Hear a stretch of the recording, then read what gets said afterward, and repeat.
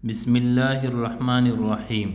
رسول اکرم صلی اللہ علیہ وسلم نے 6 ہجری کو عرب و عجم کے بادشاہوں کی طرف 8 خطوط لکھے، اور ان 8 خطوط میں ثمامہ بن اسال رضی اللہ عنہ کا نام بھی آتا ہے۔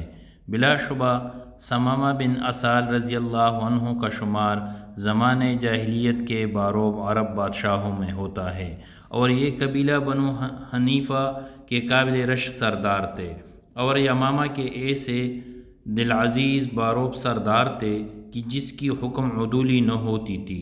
زمانۂ جاہلیت میں ثمامہ رضی اللہ عنہ کو جب نبی کریم صلی اللہ علیہ وسلم کا خط ملا تو اس نے بڑی حقارت سے دیکھا۔ خط پڑھنے پر ثمامہ رضی اللہ عنہ پہ جنون طاری ہوا کہ نعوذ باللہ رسول اللہ صلی اللہ علیہ وسلم کو قتل کر دے اور یا آپ کو اس مشن میں ناکام بنا دے، لیکن وہ اپنے اس منصوبے کو پائے تکمیل تک پہنچانے کے لیے مناسب موقع کی تلاش میں رہا، لیکن آپ نے صحابہ کرام رضی اللہ عنہم کو نقصان بھی پہنچانے کے لیے کسی مناسب موقع کی تلاش میں رہا۔ ایک دفعہ اس نے چند صحابہ کرام رضی اللہ عنہ کا محاصرہ کر کے انہیں بے دردی سے شہید کر دیا۔ یہ افسوس خبر سن کر نبی کریم صلی اللہ علیہ وسلم نے عام اعلان فرما دیا کہ ثمامہ جہاں کہیں ملے اسے قتل کر دیا جائے۔ اس دل خراش واقعے کو گزرے ابھی چند دن ہی گزرے تھے کہ ثمامہ بن اسال کے دل میں خیال آیا کہ بیت اللہ کی زیارت کی جائے، اس لیے وہ یمامہ سے مکہ معظمہ روانہ ہوا۔ ثمامہ مدینہ منورہ کے قریب ابھی راستے میں ہی تھے کہ ان کے ساتھ ہی اچانک ایک ایسا حادثہ پیش آیا جو ان کے وہم و گمان میں بھی نہ تھا۔ ہوا یوں کہ رسول اللہ صلی اللہ علیہ وسلم کا ترتیب دیا ہوا صحابہ کرام کا ایک گروپ مدینہ منورہ کی نگرانی پر مامور تھا کہ کوئی مدینہ منورہ پر رات کے وقت اچانک حملہ نہ کر دے۔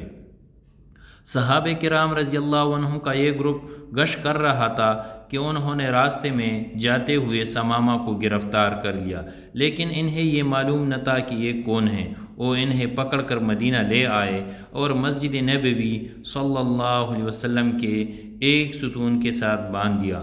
صحابہ کرام رضی اللہ عنہ نے سوچا کہ نبی کریم صلی اللہ علیہ وسلم قیدی کو دیکھ لیں اور اس کے متعلق جو حکم فرمائے اس کی تعمیل کی جائے۔ حضور صلی اللہ علیہ وسلم مسجد نبوی میں تشریف لائے۔ آپ نے دیکھا کہ ثمامہ بن اسال مسجد کے ایک ستون کے ساتھ باندھا ہوا ہے۔ اسے اس حالت میں دیکھ کر آپ صلی اللہ علیہ وسلم نے ارشاد فرمایا، کیا جانتے ہو تم نے کس کو گرفتار کیا ہے؟ سب نے کہا، یا رسول اللہ ہمیں تو معلوم نہیں۔ آپ صلی اللہ علیہ وسلم نے ارشاد فرمایا، یہ تو ثمامہ بن اسال ہے، آپ اس کے ساتھ حسن سلوک سے پیش آنا۔ گھر میں جو کچھ کھانا ہے وہ ثمامہ بن اسال کے لیے بیچ دیا جائے، اور آپ نے حکم دیا کہ میری اونٹنی کا دودھ صبح و شام اسے پلایا جائے۔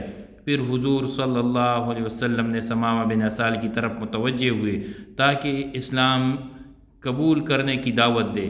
آپ نے بڑے مشفقانہ انداز میں دریافت کیا، ثمامہ سر اٹھا کر تھوڑا میری طرف دیکھ لو۔ ثمامہ نے جواب دیا، نہیں دیکھنا، بہتر ہے کہ آپ مجھے قتل کر دے تو یقیناً ایک ایسے شخص کو قتل کر دیں گے جس نے آپ کے صحابہ کرام رضی اللہ عنہ کا خون بہایا ہے۔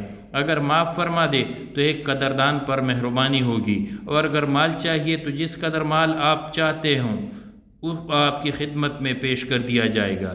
رسول اللہ صلی اللہ علیہ وسلم تشریف لے گئے، اور دوسرے دن پھر رسول اللہ صلی اللہ علیہ وسلم نے پھر آپ سے فرمایا، سر اٹھا کر تھوڑا میری طرف دیکھ لو۔ جواب دیا، نہیں دیکھنا ہے۔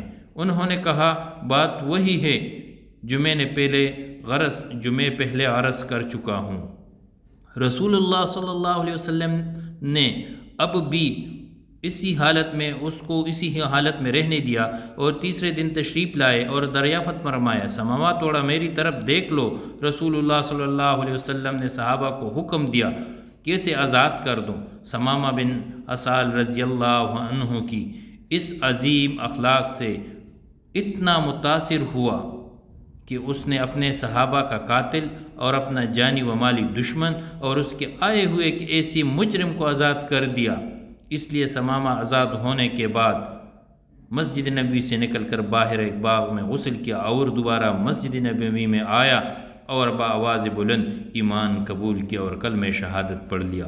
محمد صلی اللہ علیہ وسلم کا عشق کا قیدی بن گیا اور آپ صلی اللہ علیہ وسلم کا پروانہ ہو گیا۔ بعد ازاں محبت برے انداز میں یوں گویا ہوئے، میرے پیارے محمد صلی اللہ علیہ وسلم، اللہ کی قسم اسلام قبول کرنے سے پہلے روئے زمین پر مجھے آپ کے چہرے سے زیادہ کوئی چہرہ برا نہ لگتا تھا۔ آج میرے لیے کائنات میں تمام چہروں سے محبوب ترین چہرہ آپ ہی کا ہے۔ اللہ کی قسم آج سے پہلے آپ کا یہ شہر دنیا کے تمام شہروں سے زیادہ برا معلوم ہوتا تھا، اور آج یہ مجھے تمام شہروں سے زیادہ محبوب دکھائی دیتا ہے۔ پھر عرض کی، یا رسول اللہ صلی اللہ علیہ وسلم، اجازت ہو تو میں عمرہ ادا کر آؤں؟ نبی صلی اللہ علیہ وسلم نے ارشاد فرمایا، عمرہ ضرور ادا کرے، لیکن اسلام کی تعلیمات کی روشنی میں۔ اور آپ صلی اللہ علیہ وسلم نے ثمامہ کو عمرہ ادا کرنے کا طریقہ بھی سمجھا دیا۔ اور جب ثمامہ رضی اللہ عنہ عمرہ ادا کر رہا تھا کہ کفار مکہ یہ دیکھ کر اپنے غصے ہی میں مر رہے تھے، مگر کچھ بھی نہ کر سکتے تھے کیونکہ وہ یمامہ کا بادشاہ تھا۔ حضرت ثمامہ رضی اللہ تعالیٰ عنہ نے قریش کے سامنے بالکل اسی طرح عمرہ ادا کیا جس طرح رسول اللہ صلی اللہ علیہ وسلم نے انہیں تعلیم دی تھی۔ عمرہ ادا کرنے کے بعد اللہ کی راہ میں ایک جانور کی قربانی کیا اور اپنے ملک کی طرف روانہ ہو گئے۔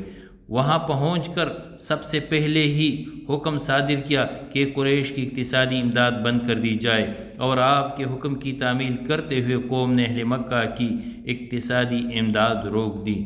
حضرت ثمامہ رضی اللہ تعالیٰ عنہ کے اس حکم کے بعد قریش کا مشکل بڑھنے لگا، مہنگائی بڑھ گئی، بھوک عام ہو گئے، مصائب و مشکلات میں روز بروز اضافہ ہونے لگا۔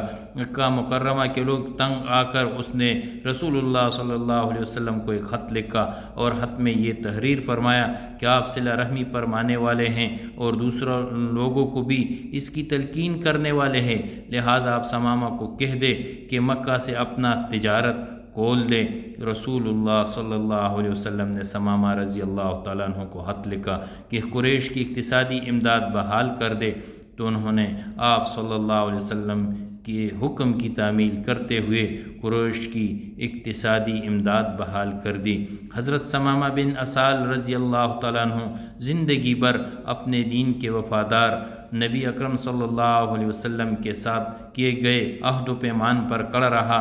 جب مسلمہ بن کذاب نے جھوٹا نبوت کا دعویٰ کیا تو اس کو جھوٹا کہا اور لوگوں کو بولا کہ محمد صلی اللہ علیہ وسلم اللہ کے آخری نبی ہے اور آپ صلی اللہ علیہ وسلم کے بعد کوئی نبی آنے والا نہیں، اور یہ جھوٹا ہے اور اس کے مکر و فریب سے بچو۔ اور تاریخ کی کتابوں میں آتا ہے کہ اس نے ثمامہ بن اسال کے لیے یہ شعر پڑھے، یا سبدع نقیما تنکینا لا شراب تمنعینا ولا الماء تقدرینا۔